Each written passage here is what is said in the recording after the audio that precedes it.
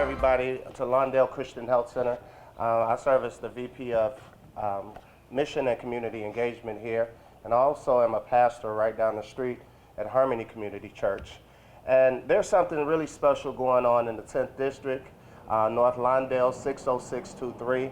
And I just wanted to acknowledge some of our great partners, and that's our 10th District Police, who joins us today. Our commander, our new commander of 3 weeks now, Commander Calderon. Will you guys give him and his team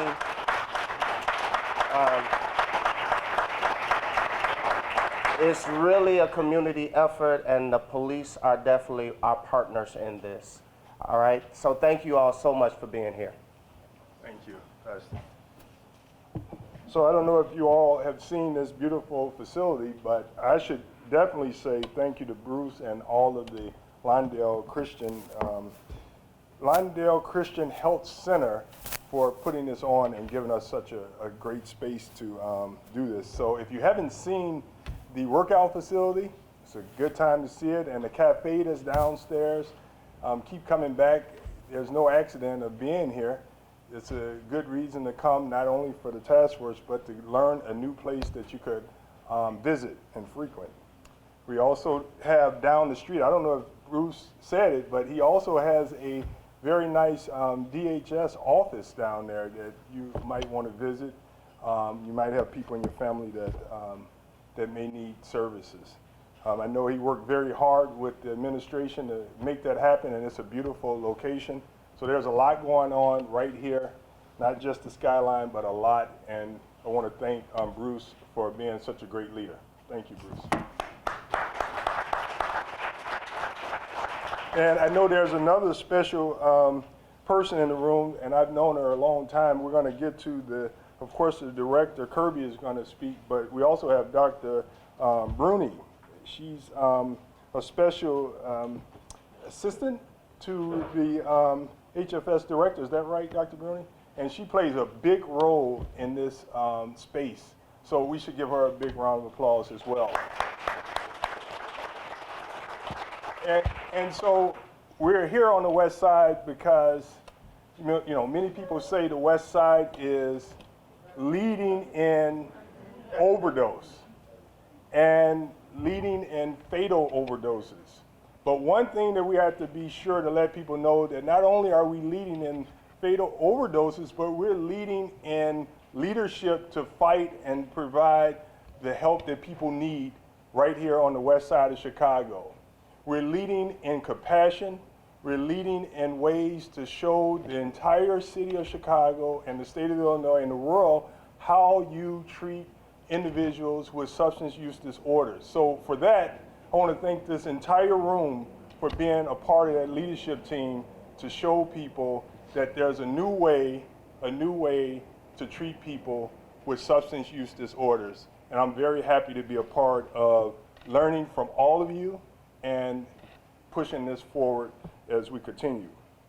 So I should thank the leaders of the Westside Heroin Task Force. They're doing a fine job. Where did he go?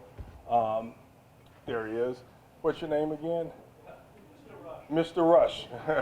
I always give him a hard time, but Rush and Lou, where is Lou? And Lou is in the hallway, and you guys should bring real quick your whole team up so that people can see who's doing all the work behind the scenes to make this happen. And we have to show off because the director's here. She got to see who's getting paid, and we got to always show off when the director's in the house. Where's the director? You see this director? Where you at? I have no idea. All right, well. No, Al can't come. He's working. So here's the team, and there are more, I assume. So let's give them a round of applause. Thank you so much. And now the last thing that I would like to do is just do the roll call. I'll do the names of the organizations that are here. And for the sake of connecting the dots, if you hear your organization, will you please stand, raise your hand so that people know who you are. So I see IDOC. I think it's, where is IDOC? Yes, I'm the only one here. All right, thank you. And we have Lindale. There's going to be a lot of people standing for Lindale. So Lindale, we have the commander. With Lindale, you're standing, all the Lindale folks. Thank you. And of course, we introduced the commander of the 10th district. We also the commander of the 10th district. We have DHS Super here, and that would be, of course, who? Right? Thank you. Thank you. And we have Night Ministry, Erie. Above and Beyond. Thank you. IDHS. They're here. All right. And of course, we have the Illinois Department of Health Care and Family Services. Once again, that's Dr. Bruni. And we have Bobby Wright. Where's Bobby Wright? Well, actually, and we have the Cook County Sheriff's Office, Treatment and Response Team. We saw you guys on TV. Good job. Of course, we have CDP captain from the 10th District, Chicago Housing Authority. Thank you. The Voice newspaper, Night Ministry, Above and Beyond, Haas. Pioneer House. Haas again. We have, look like we have HRDI.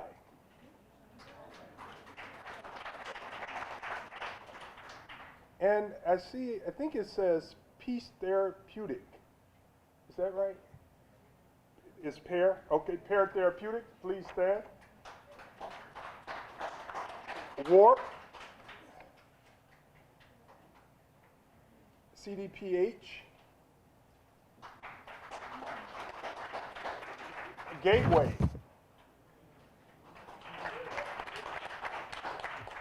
Drexel Counseling Services. And I want to go to heaven, so I'm going to say my pastor, Father Tom Walsh, from St. Martin de Porres. There he is. He's probably saying, I haven't seen you put no money in the collection. Thresholds.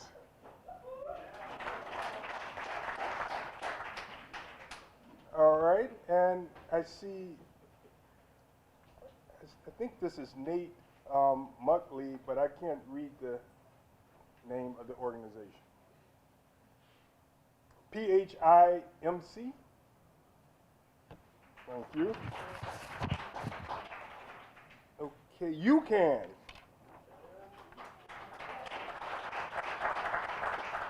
YOS? Yo. Emergent Biosolutions. Thank you. And we should say that Emergent Biosolutions was the first to donate Narcan kits to the task force. Thank you very much.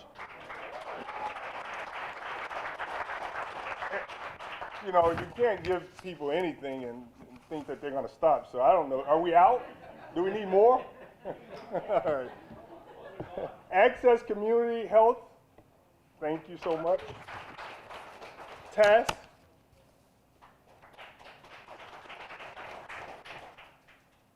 Okay, we did. The director, IDHS Super, where's director's right here. She's going to be coming up. And TASK, Youth Services. I think we did Youth Outreach Services. Salvation Army. Thank you so much.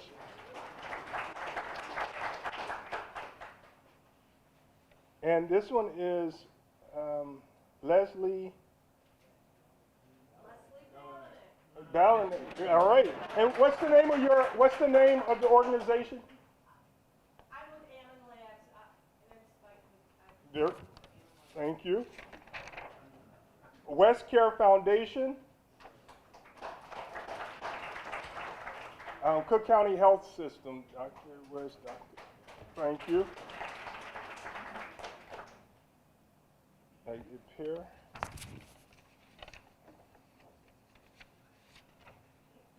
We did HSI. New Age Services. Thank you.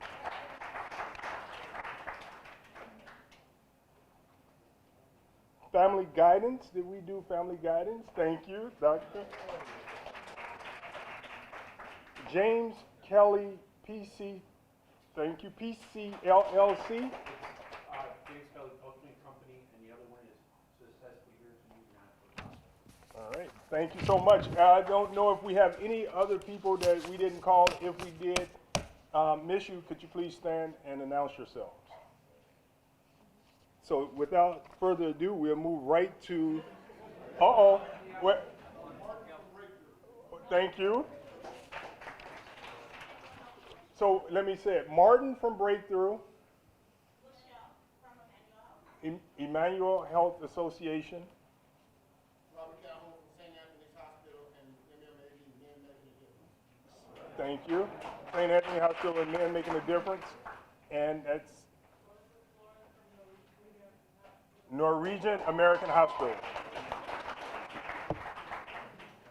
All right, and to bring up the, I want to bring up the Director of Substance Use Prevention and Recovery for the Illinois Department of Human Services. I have to tell you, we should be very grateful because we have someone that is on our side.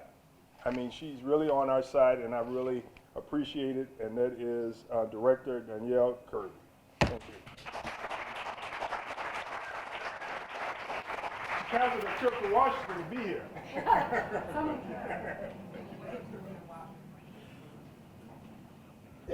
Hi.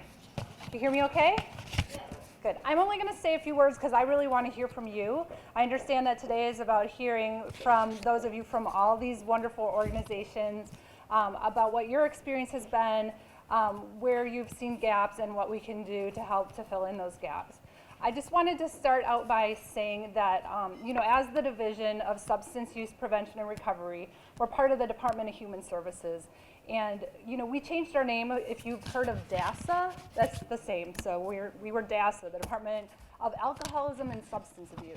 And we don't want to use those words anymore. We want to use words that are inviting to people to come and be part of our services. So we don't want to be stigmatizing people and talking about how, they're users and addicts and how they're dropping dirty. We want to be using appropriate language that talks about the experience that people are having and not labeling them with the experience that they're having. So we changed the name of our organization from DASA to the Division of Substance Use Prevention and Recovery, partly to focus on the continuum of services that we offer, but also to bring the focus to recovery, because that is ultimately what we want people to experience, is their own recovery from their substance use disorder. So one of the things that we do at the division, of course, we do have prevention services. We also have intervention services for people, for example, who might have experienced a DUI, driving under the influence. The treatment services that we offer do not only include a treatment bed in a facility where they stay in what you call residential rehabilitation services. It also includes a wide array of outpatient services, intensive outpatient services, and supportive services like case management and recovery home services. So I want to mention that because I think a lot of times when we look at finding treatment for someone, we talk about where's the bed? How am I going to get this person a bed? And a bed may not be the appropriate level of care for everybody. So, the standard of care, especially today when we're talking about heroin and opioids, is medication-assisted recovery. And that is the use of one of 3 FDA-approved medications in collaboration with, recovery support services, counseling, other social supports that help people move through their recovery. And they might be on that medication, they might be taking that medication early as they begin to work through their substance use disorder, and they may remain taking that medication long into their recovery. But that is the standard of care, and whether a person necessarily needs a bed or not, there's a lot that goes into that determination, but do know that there's a lot of services out there for individuals with opioid use disorders and substance use disorders that may or may not involve a bed. So do look at the full continuum of care. When you're working with a patient, if you're looking for a treatment organization, we have the helpline. It's 1-833-2-FIND-HELP or helplineil.org. And there's a lot of information there about how to find services. So like I said, I'm not going to say a lot because I want to hear from you guys. And I'm going to keep it short, so thanks.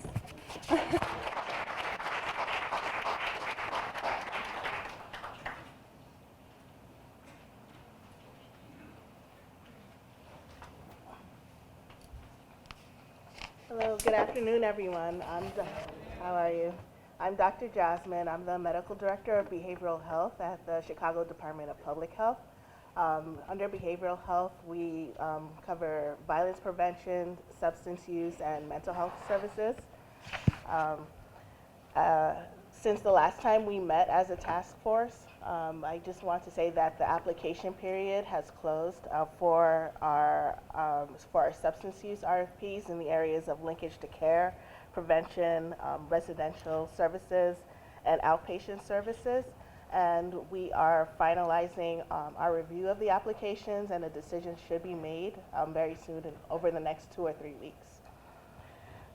When you came in on your seat, you should have found drug user harm reduction tips that we put together. And for everyone in general, it's very important to remember to wash your hands for at least 20 seconds. And I'll give a demonstration very quickly. Once your hands are wet and you have soap in it, you can start with your palms, go to the back of your hands, also your thumbs, and the tips of your fingers, and then rinse. And so for the reason why I'm here today, we're hosting Chicago Department of Public Health and Cook County Health. We're hosting community forums to share experiences around substance use treatment for Medicaid recipients. And so now I'd like to introduce Dr. Wang. Hi, thank you. My name is Chen Wang. I am from Cook County Health. I'm a family medicine doctor. A lot of my work now is working on substance use care. So basically, today for this listening session, we at Cook County Health we're partnering with local health departments and community organizations to hold these community forums in the Chicago and Northern Illinois area. And this is a special opportunity for people in the community to provide feedback to the state of Illinois, which they're seeking community input on how to improve substance use disorder for Medicaid beneficiaries. And so comments that you share here,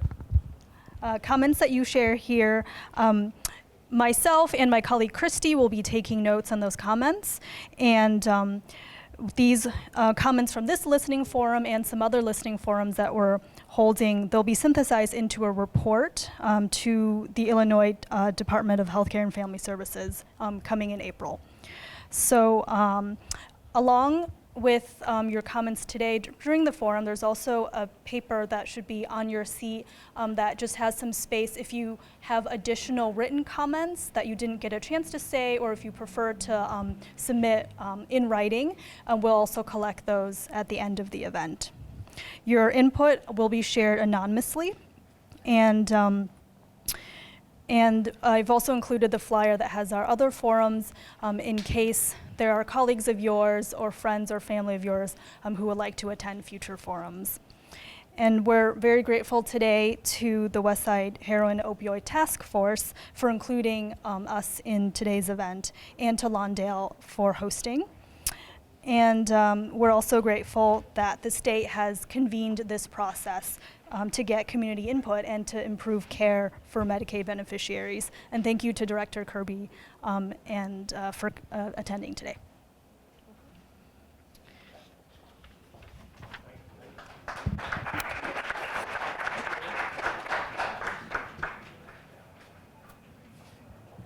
All right, good afternoon.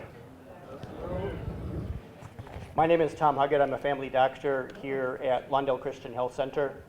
And with me is Dr. Ben Price, also a family doctor. And we're just going to spend about 10 slides just giving a little background of what's happening on the west side and also what's happening at Lawndale Christian Health Center. Is the volume better? Yes. Okay. So we'll just have to really talk into this mic when we're up here, and we'll need to be really careful when we're using our listening session to make sure that we are close to the mic. So again, welcome to the West Side Task Force. And let's see here. Looks like somebody. Okay, now try. Let me try this.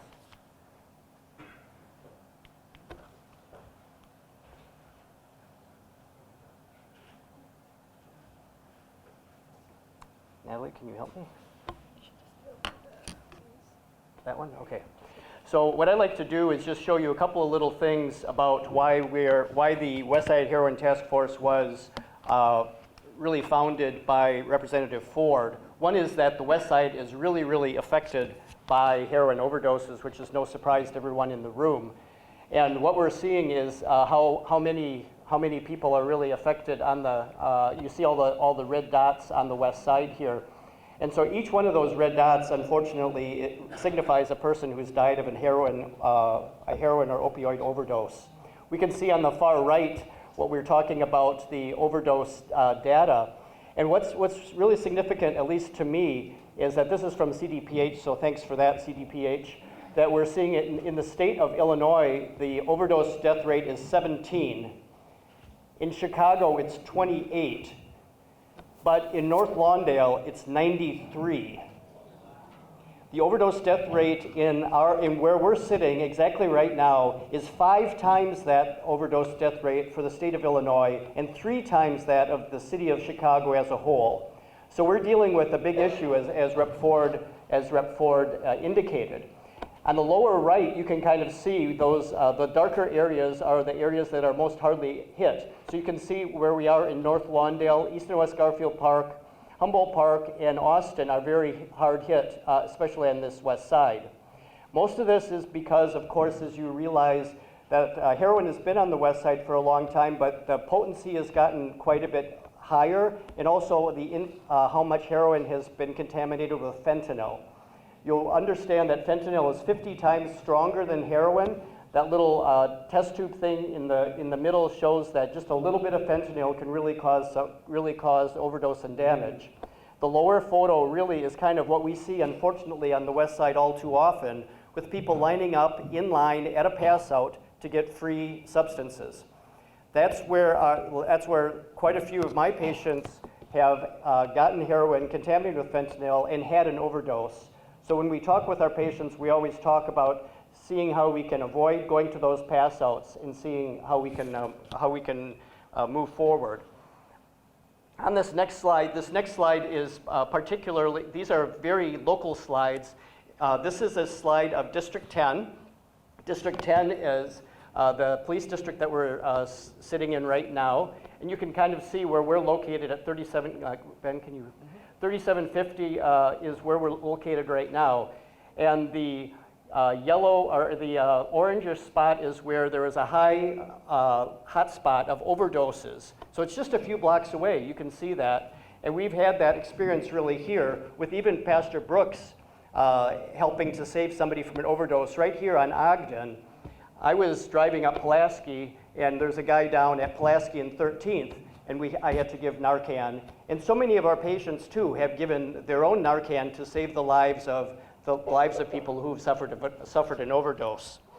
On the district just to our north, District 11, just to orient you, the bottom is Roosevelt Road, so this is basically East Garfield Park. You can kind of see a lot of these dots are clinics and shelters where we serve our patients. And a lot of them will be recognizable to quite a few people in the room. But you can see some of the hot spots, especially at Pulaski and Madison. Ben, if you can take a quick peek over there where it says 80 Pulaski. This is, there are 80 overdoses within 3 months last year, just in that area. And then at Madison and Kedzie, where it says Bobby Wright, So one of our nurse practitioners just a month ago, Maureen Powers, saved somebody from an overdose in the bus stop right there at Madison and Kedzie. And we all, and I think most of us know who know the West Side, that a lot of these hotspots are common. And then of course, up and down Chicago Avenue, especially there are quite a few hotspots in those areas. But I like to emphasize kind of what Rep. Ford also was saying, is that yes, this is kind of a center of a lot of the problems that we're having with heroin overdoses, but there's a lot that we can do on the West Side. This kind of colorful slide really kind of summarizes some of the things that we are doing at Lawndale Christian Health Center in the last 4 years in helping to treat opioid use disorder. We do use those 3 medications that Director Kirby mentioned. We use the buprenorphine naloxone or Suboxone with the film. I don't know if you can be my little, Vanna White there, but so that's the majority of what we're using, and Ben will give you some more statistics. Dr. Price will give you more statistics about that. We also use Sublocade, that's an injectable buprenorphine, and we also used Vivitrol, which is also an injectable naltrexone. Of course, we use urine testing. That really helps us in the care of our patients. We use Narcan at the bottom to instruct our patients how to use Narcan and to try to save the life of other people who are having an overdose. We use evidence-based treatment. You can see the tip over on the far side from SAMHSA, from the federal folks. We use the style and really the style and the theory of motivational interviewing and working with our patients. So many of our patients have been victims of trauma, and so we really take that into consideration as we're seeing our patients. We have groups you can see on the top here, and we also really emphasize a lot of our patients are helped by mutual help organizations like 12-step groups, like AA or NA, or Rational Recovery or Celebrate Recovery. And you can see on the right-hand side that this is part, this is kind of, or the left-hand side, this is kind of part of what we try to emphasize while we're working with our patients. I think that what this really comes together is what's at the center, and is that's creating community. That's creating a recovering community of people who want to leave heroin behind them and live their lives as they want to live them. And one thing that we're going to be doing today is really the 12th step. Many of our folks who are in recovery, we will have an opportunity to hear from them, and they will tell their message back. They're going to be giving back as we talk about in terms of the 12th step. So we're really honored to be able to do that. So now I'm going to turn this over to Dr. Price, and he's going to talk a little bit more about what other supports that we have here at Lawndale.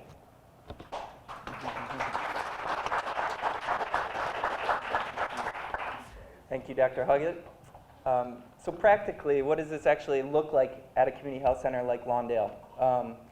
For me, for Family Doc, it means I get to prescribe those medications to my patient in the exam room, and I get to treat their opioid use disorder like any other chronic condition. And so it's this integrated approach to primary care where I can also address all of their chronic disease in addition to their opioid use disorder, as well as their mental health symptoms and conditions.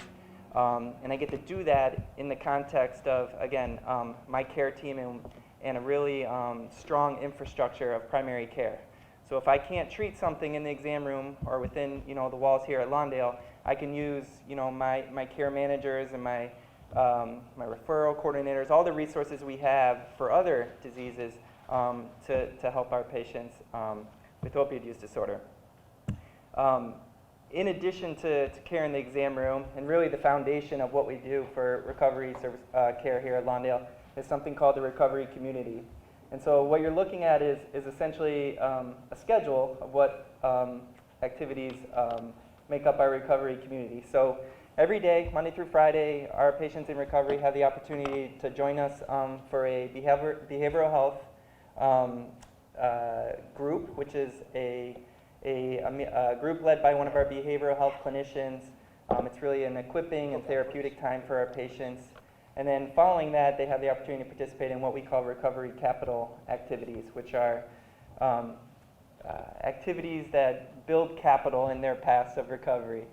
And so I think our patients really enjoy this. For instance, each day has a different theme. So for this month, for March, say Tuesdays are self-care. So if you look at the calendar for all of March, you'll see on Tuesdays various activities, whether it's visiting the fitness center or going to the barbershop to get their hair cut or doing karaoke or something like that. They're participating in these activities that are building capital in their journeys of recovery. And it's also just creating new habits and new structures to their lives that often aren't established, and participating in these activities and developing their tools for recovery, it really starts to change how they see their day-to-day lives. So as we think about care in the exam room, and as we think about care in the recovery community, there's been some really core values and guiding principles that we've embraced here at Lawndale, and we wanted to just share them briefly with you guys. The first is this idea of low threshold, or having low barriers to care. So in everything we do, we want our patients to be able to access care, and that means really practical things like geographically, we want them to be able to access care at all of our sites. We want the insurance and financial sort of barriers to be really, really low, if non-existent, and other practical things like transportation and things like that to not become issues in accessing care. Perhaps the most fundamental value that we've embraced here at Lawndale is this idea of harm reduction, and it's founded on the simple idea that every single life is precious, and you can't continue in recovery if you've overdosed and you're not with us, and that's why we're here today. So that means meeting our patients with where they're at, and making sure they have things like Narcan, and making sure that we talk about how we can create safer habits along the way, their path to recovery. And then the last one is motivational interviewing, which is more clinical lingo for being patient-centered, and making sure our patients' goals and ideas of success are what really drive the care that we're providing. So those are some of our core values. You can see, through our care in the exam room and in our recovery community, we've grown, and this is probably just the tip of the iceberg, and we're honored to be part of a much larger community trying to address this epidemic in our community. So just 4 years ago, we had one doc really providing Suboxone to one patient. And if you fast forward to today, we have over 40 primary care providers that are prescribing MAT at 11 different sites. We have over 320 patients active as of now. I think we've had a few start with us since we put this slide together. The majority of them, like Dr. Huggett said, are taking Suboxone, but as long-acting injectables like Sublocade and Vivitrol have become more accessible for our patients, we've seen particularly more recently that we've been able to transition some patients to those, and that's been a wonderful thing, and we need to continue to make those medications accessible as well. Amen.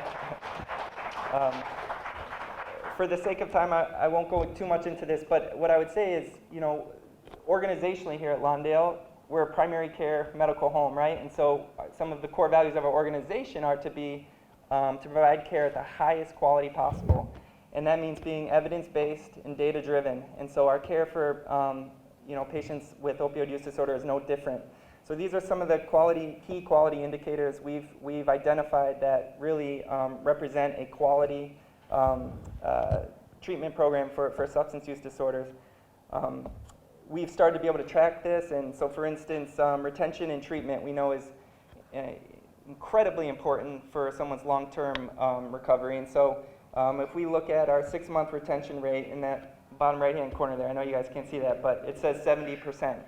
That's where we're at now. We want to get that number higher. One of the other quality indicators we track is, for instance, how many patients have an active prescription of Narcan.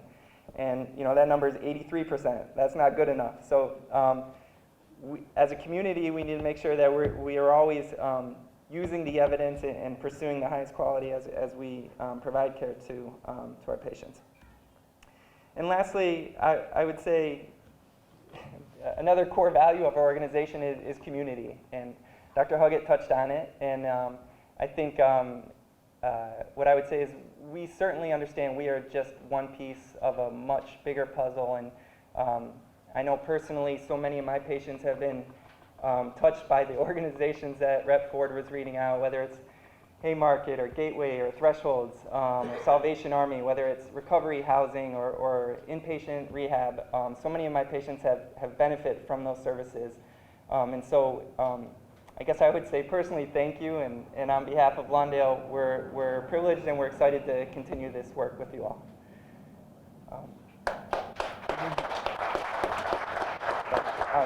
Okay. So I'm going to introduce, this is Brittany Buckner and Pastor Brooks, and we're going to get started with our featured listening session with our wonderful patients. Just a few guiding principles for this session, right? We do want to respect the confidentiality of the patient stories that you're about to hear. And just in line with our harm reduction philosophy, having mutual respect that everybody's recovery occurs in their own way, right? And so there's no one size fits all. We are going to make this listening session a little bit interactive, so we would love for you to ask us a question. Thank you. You can text us at this number, and we will have somebody monitoring the text and the questions coming in throughout this listening session, and we will have a Q&A for the last 15 minutes, and we'll kind of combine some common themes and questions for our patients, as well as for our family docs, Dr. Price and Dr. Huggett, faith leader questions for Pastor Brooks, and then any policy questions Rep. Ford will be up here as well. Okay.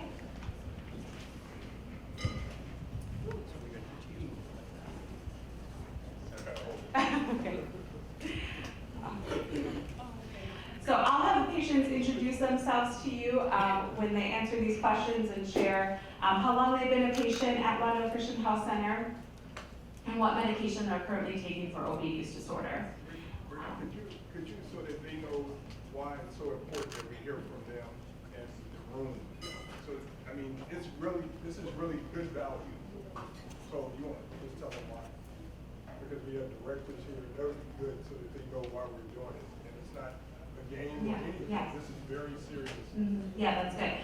We see our patients as experts in their own lives of recovery, right? So you're going to hear stories about the wins, the successes, what's working well for them in receiving care, and what the gaps in care are, so that we can move forward and provide better services.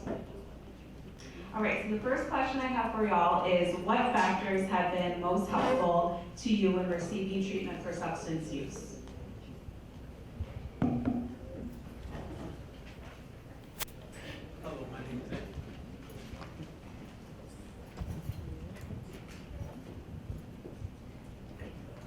Hello, everybody. My name is Anthony. I've been a recurrent opiate user for most of my life. I'm currently with the Lawndale Christian Center under the care of Dr. Huggett, and I am taking Vivitrol at this time. In answer to the question, I think that being in a long-term recovery support system is very important to me. The factors that got me there are that I was able to partnership with Lawndale Christian Center, Health Center, and they treated me for my opiate addiction, and they helped me get into a recovery home. The supportive services are very important factors in my getting recovery. If it were not for the supportive services, then I would not be where I am today. I think that it's important for people to care about the individual as well as the administrative part of things. I think that being personalized care is what is very important. And being able to reach out to the individual like myself is what is important. And I thank them for that.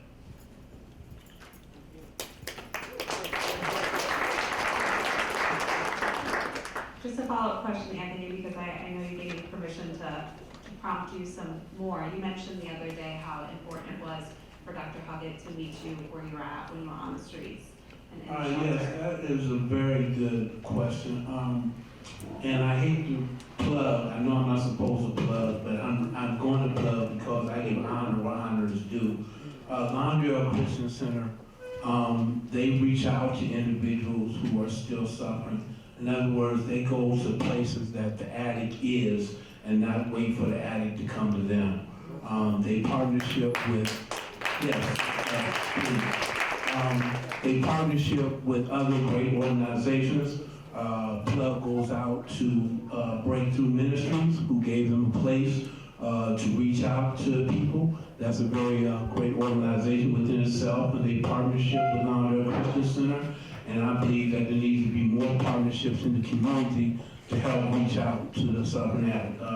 Lawndale Christian Center goes out to shelters and other places where the addict is. And I think that is a great importance. The other thing I was hoping that you could touch on is you've also mentioned to me how helpful it was for you to be able to talk to your doctor, Dr. Huggett, not only about your addiction, but some of the struggles you have with mental health symptoms. Yes, that's another thing that Lawndale Christian Center is well known for, that they care for the all of the individual, the mental health, the spiritual health, and of course, the physical health aspects. They're always open to discussion about any areas of my life that I have problems with, and they will work together to find a workable solution to that problem. And I'm very thankful for that. And I think there needs to be more programs that work towards the all of the individual and not just one aspect, because when you deal with only one aspect of the problem, then you have a tendency to fall off and go back to usage. But when you deal with all areas of it, then you are more apt to be in a recovery lifestyle. That's right. That's right.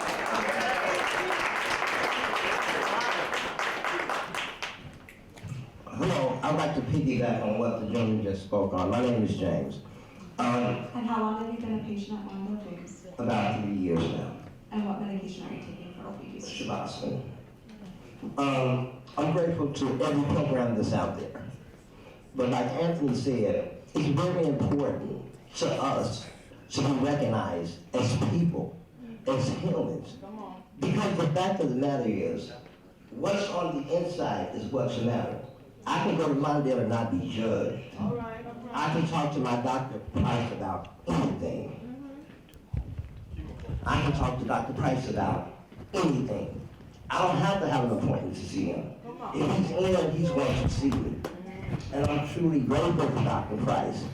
And I'm truly grateful for where I am today, with clean clothes on, with deodorant on. I might not have all my teeth, but I brush the bottoms.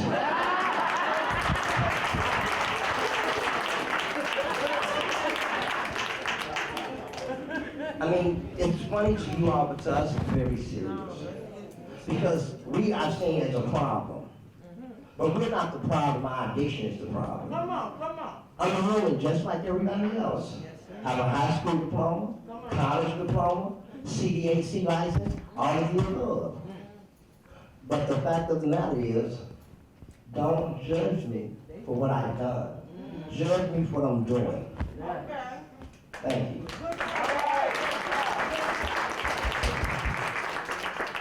Thank you, James. Who else wants to dive in on this question? Just what has helped?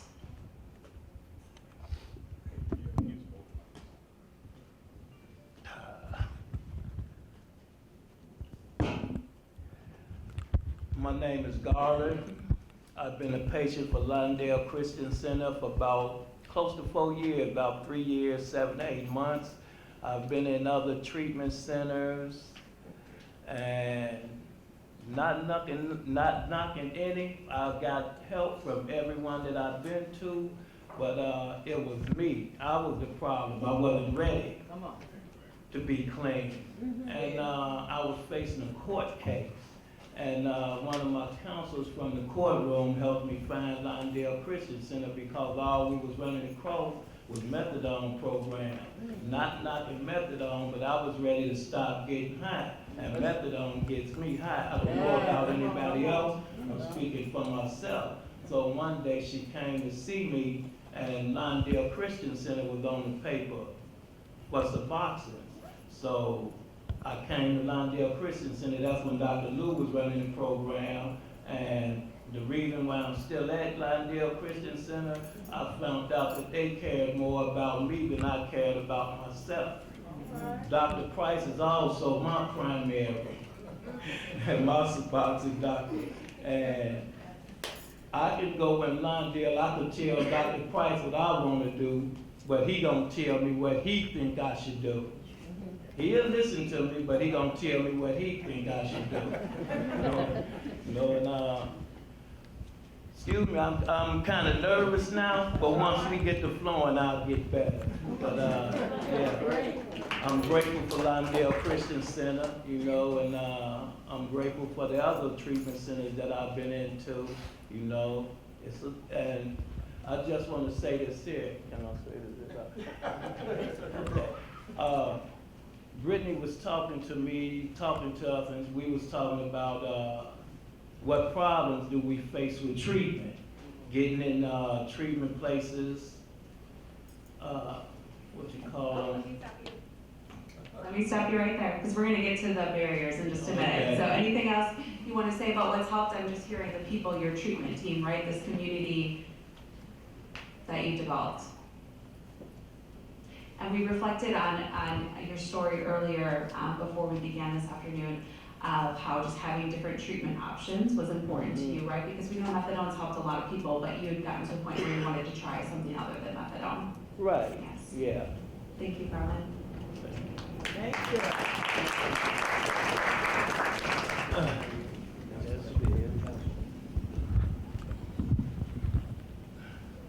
My name is William Rankin.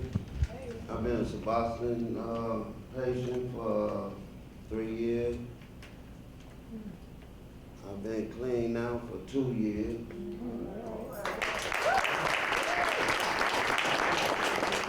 And basically, I started out in the shelter like my man over here, Anthony.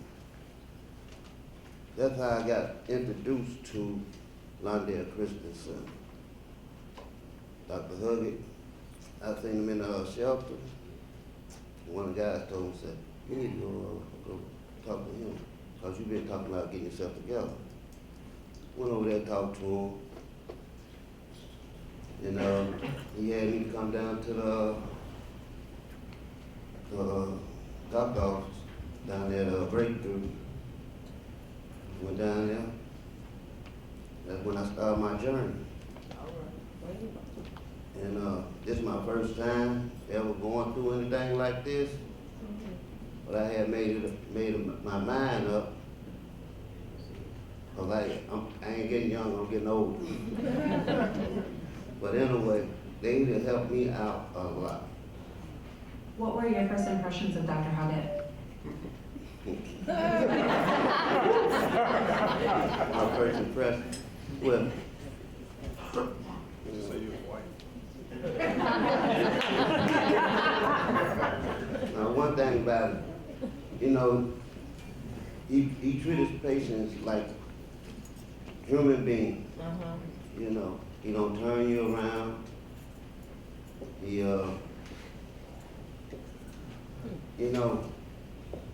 when I went to the detox,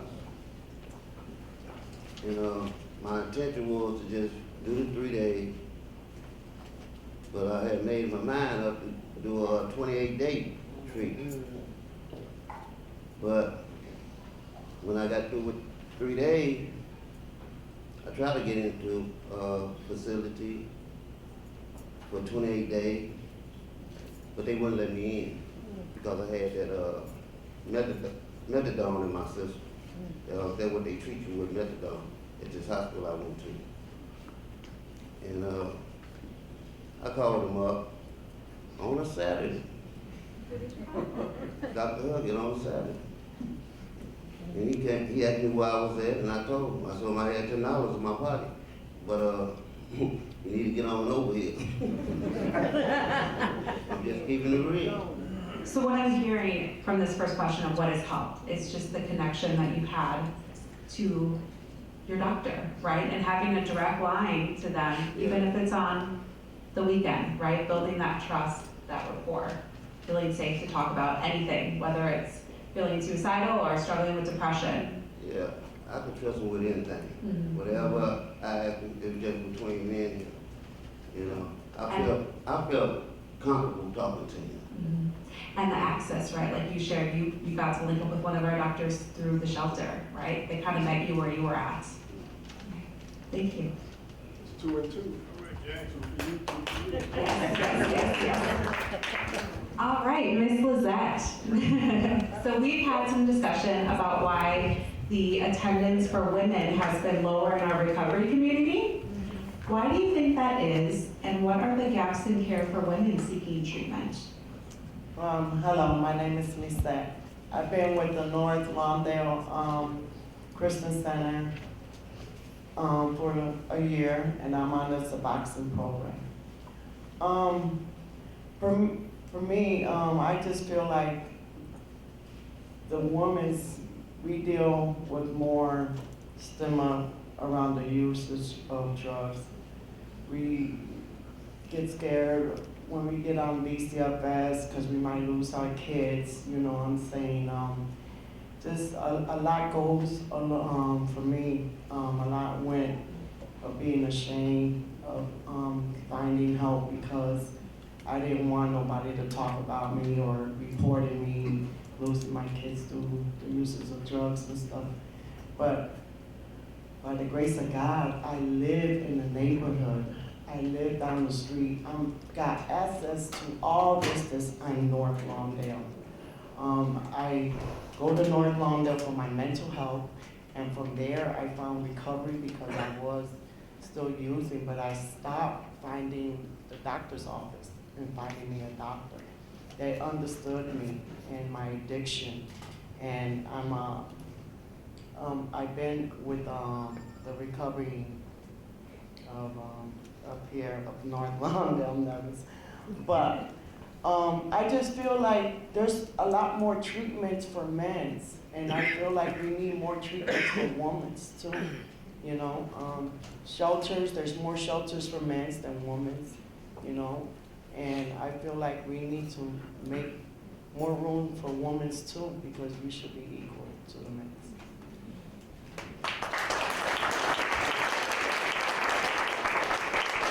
And I think you were reflecting to me the other day that you noticed there was more recovery home options for men as well. Yes, I really feel that as a woman that there is more places for men to go to than women's. And to me, in my opinion, I just feel like that's not fair. You know what I'm saying? That there should be a lot more places for women, because there are women out here that are using too that need help. You know what I'm saying? Just like the men's. We need places to go.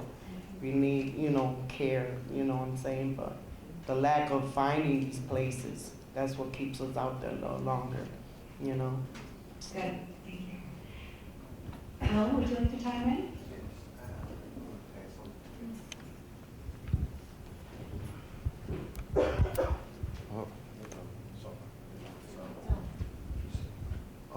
No, I'm Will.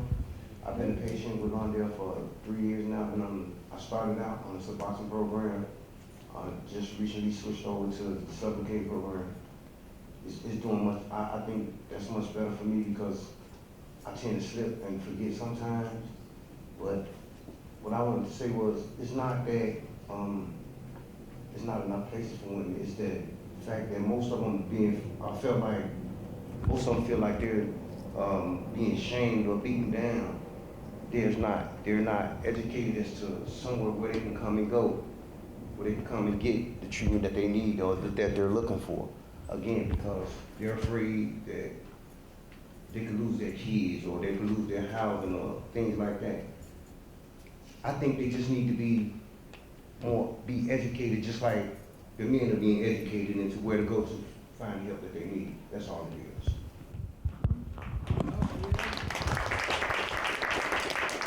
Thank you. Do you want to go ahead and pass the mic back to your comment right there? All right, well, see, alluding to this earlier about your journey of working with Dr. Huggett, where he met you in the shelters, and I think after some months of working with him and starting Suboxone, you realized that you just needed to change, right? That you weren't able to get to where you wanted to be on the street. And I was wondering if you could share your story about what prompted that decision to go into a higher level of care, right? Where you said you started off at detox or medical stabilization, and then once you were there for those 3 days said, oh, I need 28-day inpatient. Can you share a little bit about that story, what worked, and what were the barriers that you experienced?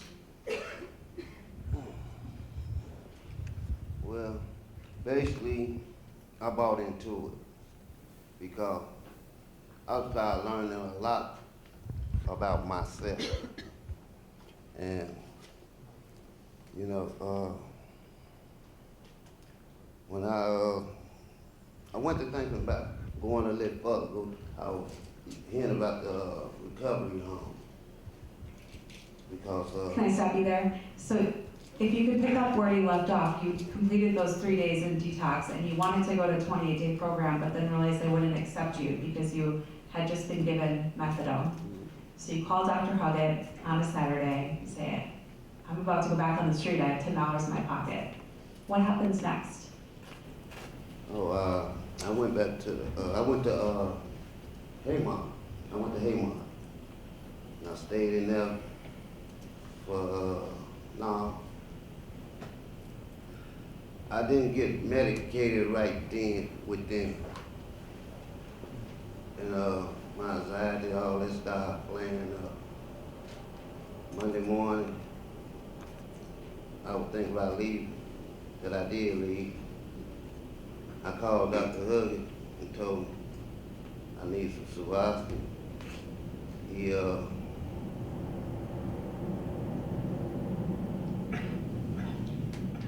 called me in. I went in and seen him, got my script. I told him that hey Marty, that I was coming back the same day. They didn't believe me. But I did. I went back. You know? And when I went back, it was hard for me to get back in because I ain't had no drugs in my system. You know? For order to get in these places now, you gotta have drugs in your system. And for a person like me, if I go get me a drug, I'm gonna stay out there in the street. That's right. But the Lord works in a mysterious way. Yeah. I had one of the counselors over there go back down there with me. And I got in there. You know? And when I got in there, I did what I was supposed to do. And then I went to a recovery home after that. And after that, once I left that recovery home, I had a warrant. I had to leave for a couple weeks. But this lady in this, out there in that audience, I called her. And she told me to come on down there. And I went down there. I stayed down there till I finished. Went to another recovery home where I'm at right now. But after this here, you know, I've been trying to get housed. They've been putting me on off. It's been about a year and a half now. It's hard for a person that's trying to do something, trying to change his life, to get the help that he wants and need. And that was really run us back out there. And for me, I can't go back to no shelter. I refuse to go to a shelter, you know. But I know the Lord gonna make a way for me because I'm out there doing the work what I'm supposed to be doing. I done got certificates from different places, you know. And I'm learning a lot, but I refuse to go back out there. And thank you.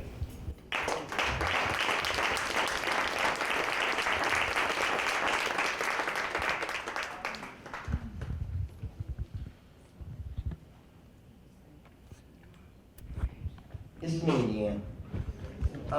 Will Katie stand up, please? Katie, stand up, please. That's Katie. I love Katie dearly. I got 3 strikes against me. I'm black, I'm gay, and I'm an addict. And it's hard for me to find a place that will accept me in recovery. The men are scared of me. The women are scared of me. I'm scared of me. So it's really, really hard. And then if you don't have a job, where do you go? Who's gonna let you in? So we go back to what we know how to do. And that's the streets. Those are my friends now. I like you white shirts. I really appreciate you. And I respect who you are. Because it's real hard out here. Extremely hard. And if it wasn't for Londale, I'll probably be somewhere in the alley right now, shooting a book. Seriously. And I'm so grateful for Kate, who's trying to find me a place to go. Because what you see is not really what's here. This is a facade. I'm homeless. I have no income, no work card, none of that. And so what you and William spoke about was just the importance of having accompaniment, right? That's Katie's role. William, before Katie was here, Daniel kind of went with you to get back in the Haymarket, right? Because you talked about how accessing those higher levels of care is just confusing, right? It'd be really hard to get your needs met. And so I think we found that role to be essential here at Lawndale. Right, but with me it's a conflict of interest. I can't go back to Haymarket. I work at Haymarket. So, you know, I mean, just one minute you could be telling a person how to stay clean, and the next person somebody could be telling you how to stay clean. This drug does not discriminate. It does not. It like white people, black people, Puerto Ricans, doctors, lawyers, anybody. If you got $8, you ain't got to have 10. 8. You can get a bag. It's not funny to us though. It's really not. This is a struggle. This is life. You all go home and unlock your doors. Open up your refrigerator. My refrigerator is the outside of the window seal. Now what are we doing in summertime? Everything gonna spoil. I mean, this is real life. This is not a joke. And if it wasn't for Dr. Price and Brittany and Katie, I would have been killed myself a long time ago. What the f do I have to live for? I ain't got no kids. My family gonna turn their back. Society gonna turn their back. The officers won't turn their back because they want to put the rings on me. But I'm grateful to them because they saved my life. Because if it wasn't for the penitentiary, I would have been dead. This is not a joke, and I'm so grateful for the Shabaskin program and Lawndale. I carry my Shabaskin with me faithfully. I'd rather do a Shabaskin than a bag of dope. Where is it?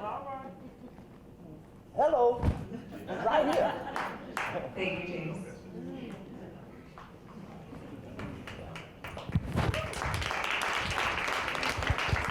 Thank you for all the comments. But I think that we need to stay focused on that ones need supportive services for long-term recovery. Let's differentiate between treatment center and recovery home. After you get through with the treatment center, you need a place to go where you can start putting the pieces together. You know what I mean? Where we can start putting good habits into effect. A place to actually live where you lay your head. We should know that there are two different things now. For myself, recovery services is what's needed more of. And it's a shame that insurances and everything only pay for like 4 months because it takes a longer term period to really get your life in order. I'm very thankful to places like the Kesey House, Gateway Kesey House. That gives you a place to stay and put the pieces together, but it's only for a short term. You know, there's gonna be a time when I have to leave there and other people have to leave. I think there should be more allocated funds for long-term recovery homes where we can get ourselves together. So any of you people that advocate for that, I I thank you, and I wish there'll be more people that advocate for something like that. Yeah.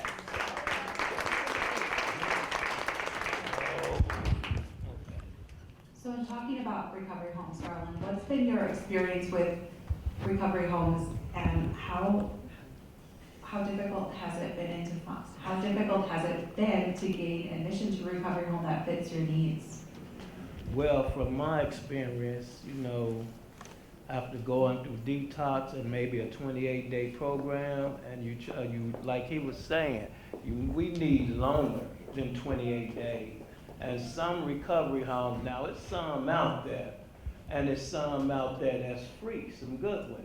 But it's not enough, because I've been turned down maybe once or twice trying to get in a recovery home after a 28-day treatment, and that led me back out to the street to use it. As a matter of fact, I was in treatment for 18 months.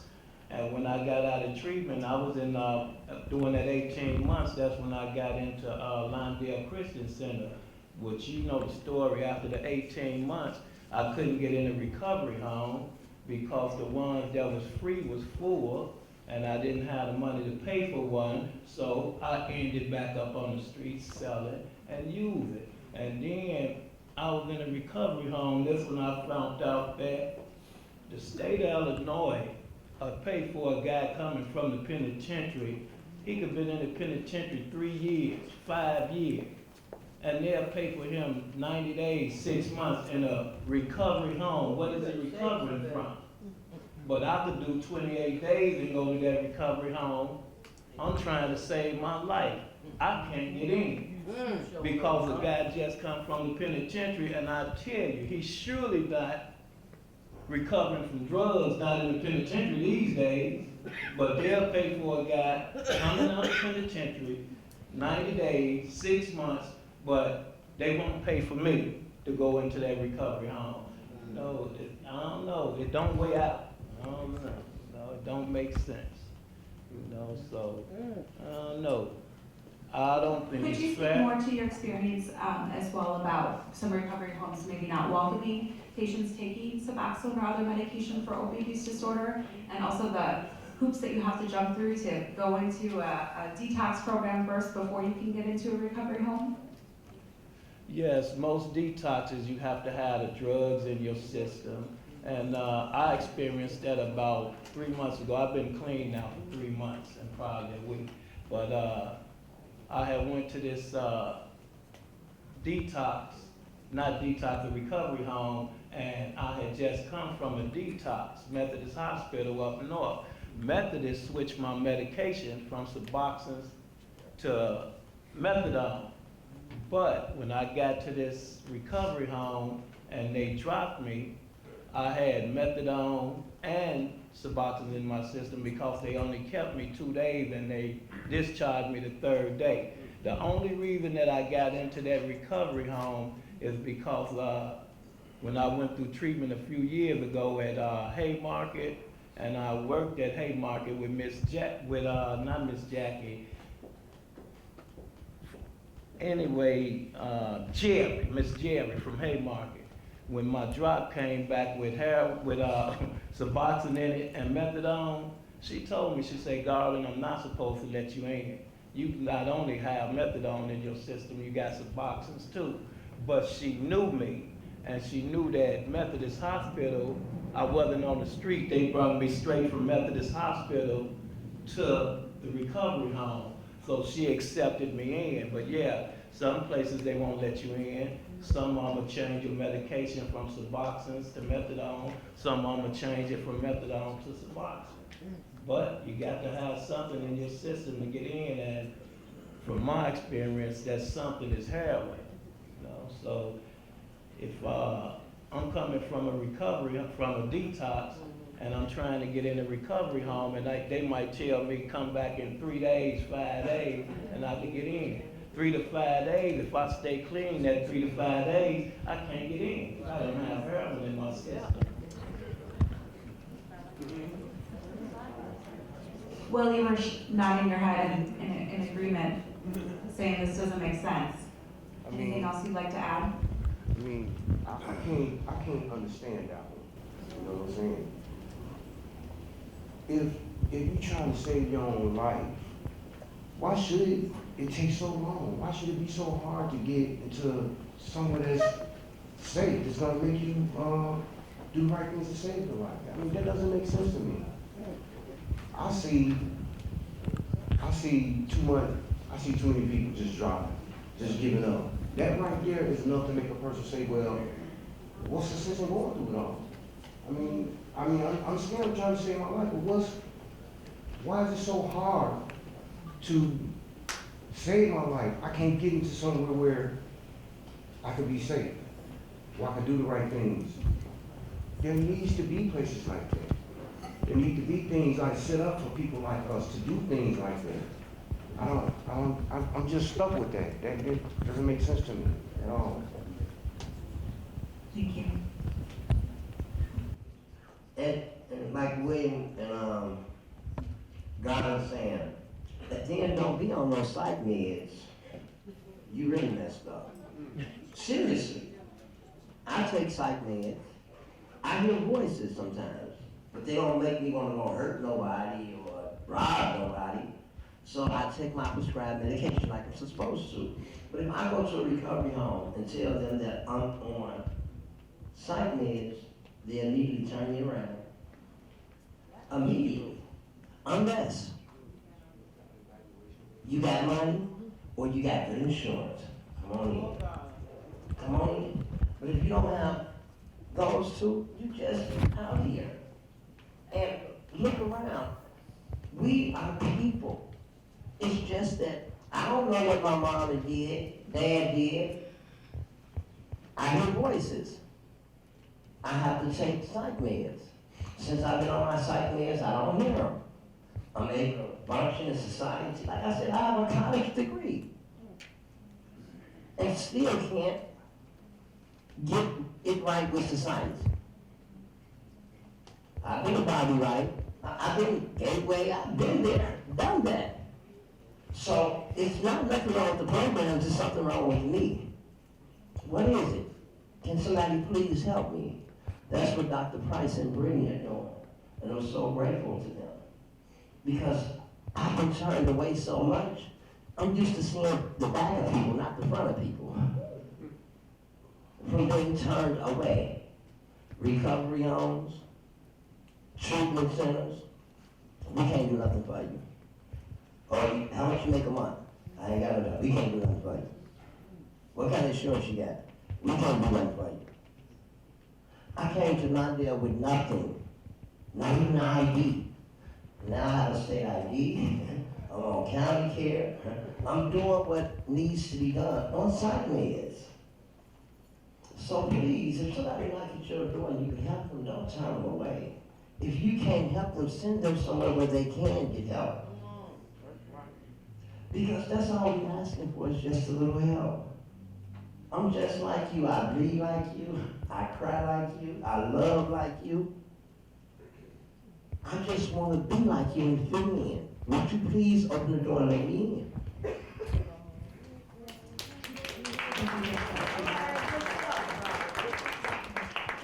Last question before we start our Q&A. Do we have some questions coming in, please? Great. Okay.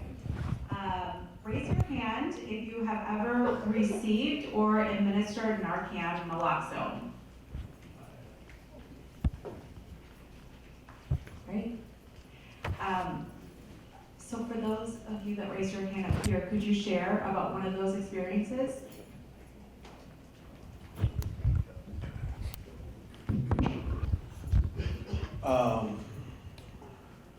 I'm very adamant about that. The use of Narcan should be more widespread than even that it is today. There's many good organizations that give out Narcan, but there needs to be more of it because I'm a living witness. I'm here today because of an individual that had Narcan. I've had multiple episodes of overdoses, and I'm only here today because there were people on site that had Narcan and administered it to me before the medical professionals came on scene. And it was told to me that had not Narcan been administered to me at that time, I would not be here today. So I'm advocating for more free access to Narcan. There should be more classes given for the administration of it to individuals. It should be given out. We had an individual up here that said one day that you go to any of the clinics out in society and get free condoms and syringes and other paraphernalia, but you can't get Narcan. And I believe it should be given just as freely because it does save lives.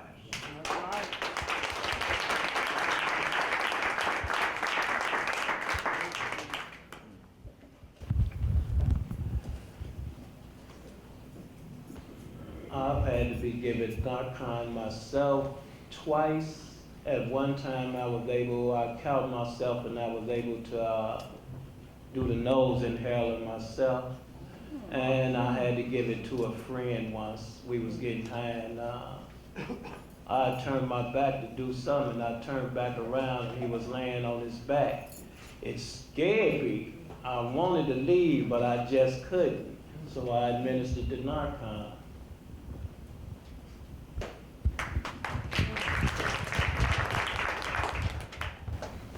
I myself had never heard of Narcan before.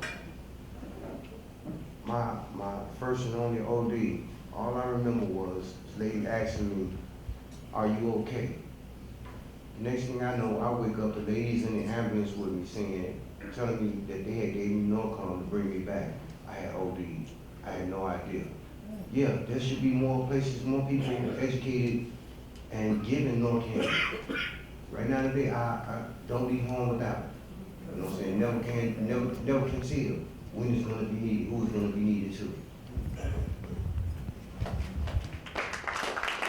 And how do you pick up your Narcan? Excuse me? Where do you pick up your Narcan naloxone? I pick up my Narcan every time I see my doctor, I pick up Narcan. Why were you afraid? Why were you going to leave? Is there a reason for Because I was afraid, I turned around, and when I turned back around, he was laying on the ground, and just my natural reaction, I got scared, but I knew I couldn't leave him. This guy, we grew up together, and we grew up in our addiction together, and I couldn't let him die. I was scared, but I couldn't let him die, so I did what I had to do. And speaking of giving out Narcan, just like they give out the condoms, the glass pipe, the syringes, somebody needs to ride up and down Madison, Pulaski, Roosevelt, Cermak, 16th Street, and just call. It's guys out there, females, that want it and accept it, but some of them don't know where to get it from. Some of them shame to come ask for it that do know. It's a lot of different excuses, but I'm pretty sure if they had a better aspects to it, some of them would take it. It's a lot of, they need it, You go up and down Madison, Pulaski, all that night, guys all out on the grounds, falling out, leaning on the fences. It's bad. It need to be admitted, be given out more. I don't like that. Excuse me, you asked him the question, why was he scared? The reason, I'm gonna say why he's scared. Because if I can't bring that person back to life, I have a murder. I have a murder. Simple as that. They're not gonna ask me who he got it from, and it's my case now. Because I'm standing there. And because of who I am and my background, that's my body. Point blank. That's why he's scared. Or he should be. Period. So I just wanted to say that's one of the reasons that Rep. Ford has introduced legislation to expand Good Samaritan protections for people.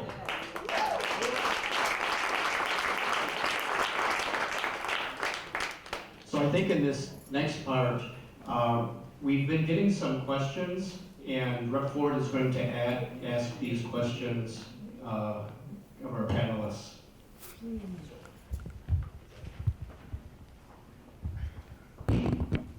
Okay, so the first question is, how can the local churches around the hotspots get involved?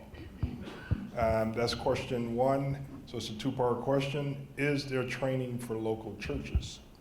So I guess, is there training for local churches? Training for Narcan? Is that what type of training? I think, as far as the church community is concerned, here, this is our context at Lawndale Christian Community Church. Has been doing this for years, and they even have Pastor Joe is in the back there, and he runs the Hope House for men. So churches are involved, and we need more churches to get involved, to go deeper. But a lot of, maybe it's the lack of knowledge of how to get involved. So we need to do as much as we can. That's why I invite any churches, any church representatives in here that you want to start recovery. A great person to talk to is Pastor Joe, and see how Lawndale is involved in doing recovery here in the community.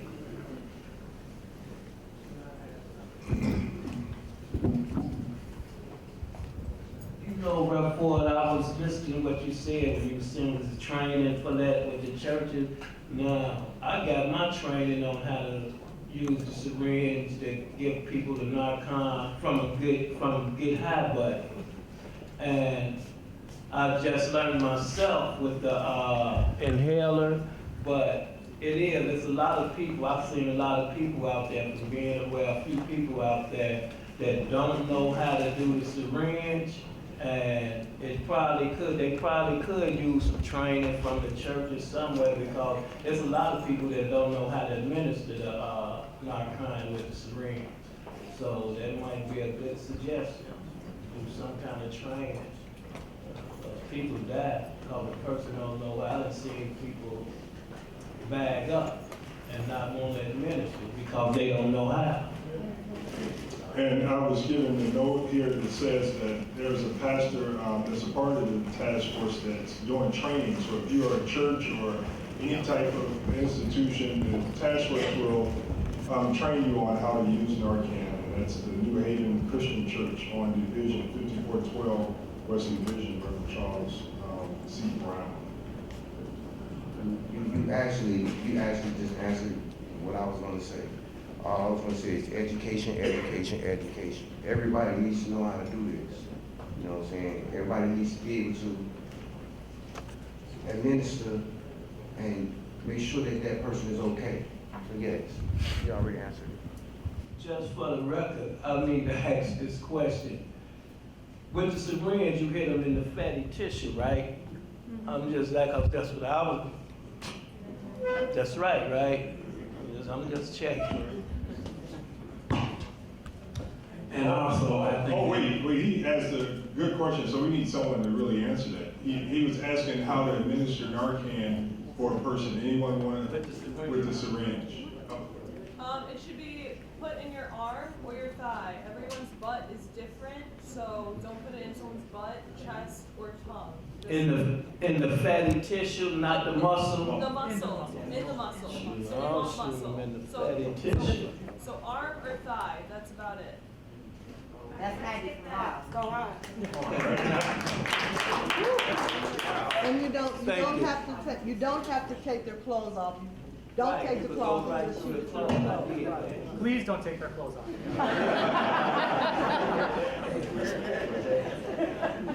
There's a question for Ms. Lizette. Is that you? And the question is, can you talk about what your services, can you talk about what services you wish would have been there in helping you as a mom during usage? For me, childcare, I didn't, some places have places that you could take your kid to while you're doing treatment.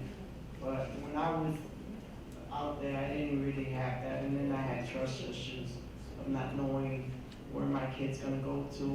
And some places had a lot of other kids, you know what I'm saying? So, I just feel like, I'm so nervous. Look, I would tell you, you were very helpful because this task force should work closely with DCFS.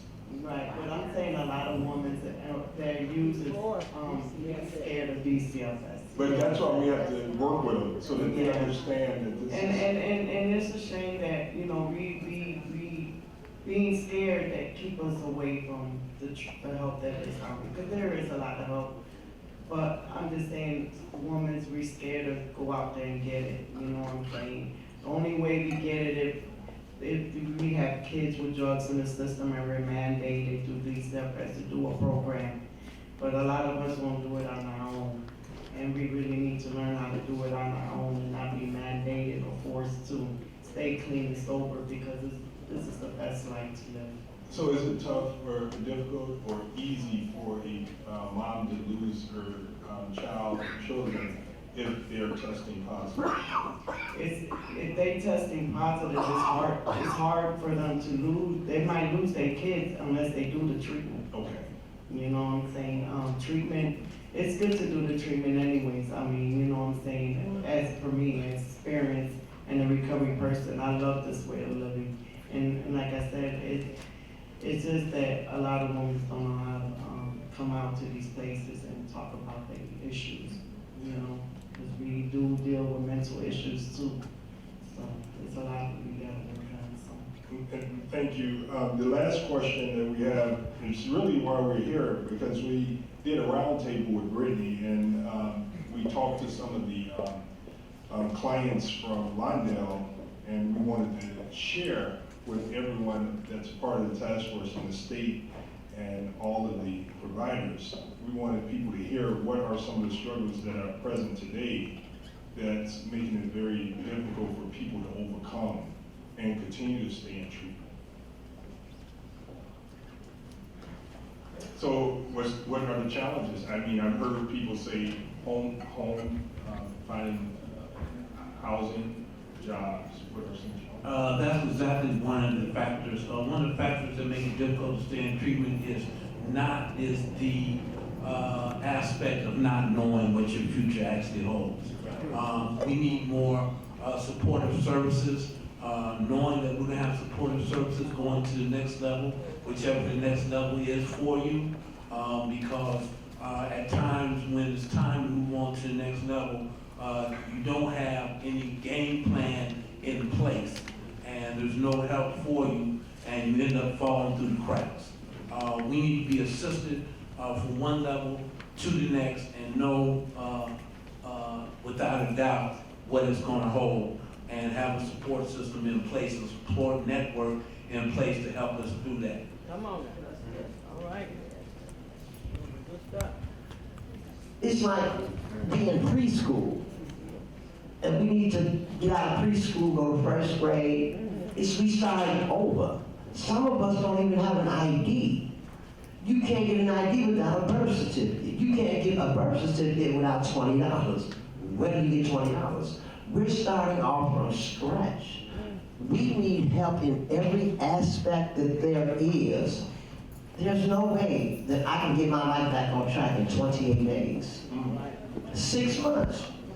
Seriously, it's going to take at least a year or two in order for me to get my life back on track, to learn how to pay bills again, to learn how to do a whole lot of things all over again.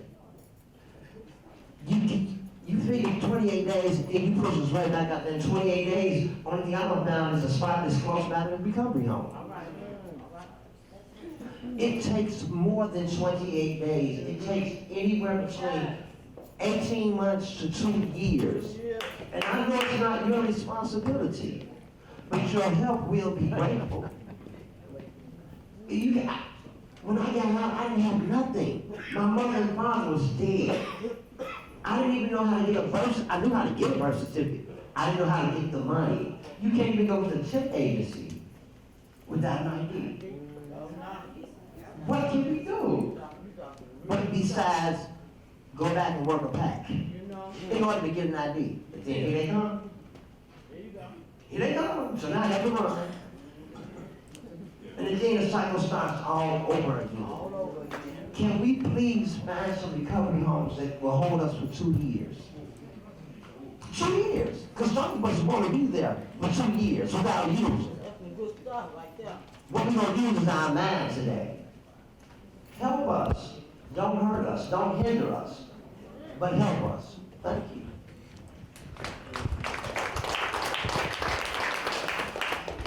I mean, truly, you have to understand, a lot of us spent the majority of our lives doing nothing but getting high. So, having a job, that's kind of alien to some of us. Being responsible, never done that before. Only responsibility was getting that next bag, getting that next high. We need help with all of that. We got to, like you said, start all over again. You know what I'm saying? Without training for a job, without help getting the job, without helping doing the applications, doing the W-2s and all of that, we stuck in the same place. Right back on the floor, right back on the streets again. I ain't trying to do that. That ain't for me. I gave it up a long time ago. You know what I'm saying? But I'm working on that today. I'm working on me. It's hard when you know that you don't waste all your life. Now you have to start all over again. Yeah, some people are going to be ashamed of it, but you have to do what you have to do if you want to be a productive member of society. I mean, that's all to it. So there's a saying, nothing for us without us. That's why we're here, and that's why your testimony is so powerful. And we thank you for that. And the last question that I would ask is, President Trump's administration has enacted what you call the work requirement. When I look at all of you, people will say that you don't look like you are struggling from a substance use disorder. You look like you should be working. And so what would you say to people about struggling to find employment in the neighborhoods where you live, or situations in your life that's keeping you from working? I mean, seriously, you said the wrong thing when you said that person's name, okay? But what we look like and what we are is two different things. You know what I'm saying? You're already judging the book before the cover, or judging the cover before, however you say it. Still, we need the help. I mean, it may not look like it, but if you ask us, if you visit with us, if you sit with us, you'll understand the fact that, yeah, we do need the help. But again, we've been doing this so long. Let's hurry up and get that man out, so we can do what we're supposed to be doing. Which one? Okay, some of the things recovery homes might need is like, okay, we talk about this with Brittany all the time. We even discussed it with you, Rep. Ford, the last time you were here. We need some recovery homes that can hold, if they can't hold you for 2 years, transition you somewhere else after 90 days, 6 months. We need some recovery homes with on-the-site job training. We need some recovery homes that could provide some of us with the voucher for an ID or a birth certificate if you don't have it. 28 days is not enough. We need some long-term recovery homes that could help us with that, with job training, looking for jobs, housing, you know, as he said, birth certificate, state ID, that's what we need. And I'm not gonna forget about the set. We need more places for the women, we really do.